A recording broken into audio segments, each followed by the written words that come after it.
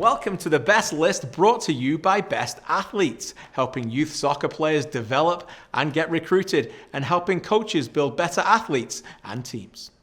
Time now for number 24, and during this voting process, I knew some players I would have on my list wouldn't make it. This is a player I had quite high, so I think he's on the list mainly a lot to do with me and a couple of others. Matias Laba at number 24, another player like Stephen Batershaw, 25 yesterday, that played for TFC and the Whitecaps, but was phenomenal mainly for the Whitecaps. Yeah, phenomenal for the Whitecaps. Really grew into himself when he got to Vancouver. I think that was important.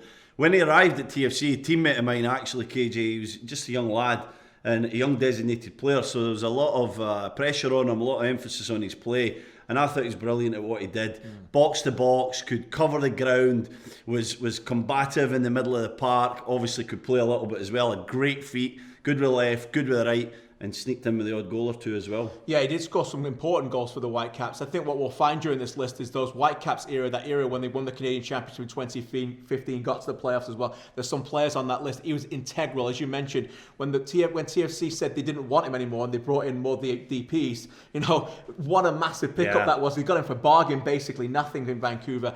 Covered the ground brilliantly, led the league a lot of the times in tackles, interceptions. He was quite high there as well. He had that terrific engine where he could read a game and allow other players ahead of him, these attacking players like Morales and others like Rivero, to really excel going forward. Yeah, and a great teammate and a great leader as well. That has to be recognised, especially at the Whitecaps. He was someone who really brought together the Spanish-speaking players within that group, and I know Carl Robinson, the head coach at the time, leaned on Matias Laba a lot for that. And yeah, just an all-round great guy and someone who really excelled in MLS, in my opinion. Now back home playing in his native Argentina, his final game for the Whitecaps did end in disappointment. I remember he did his ACL on the turf in Foxborough. That was crushing as well. A great player coming in at 24, Matias Laba.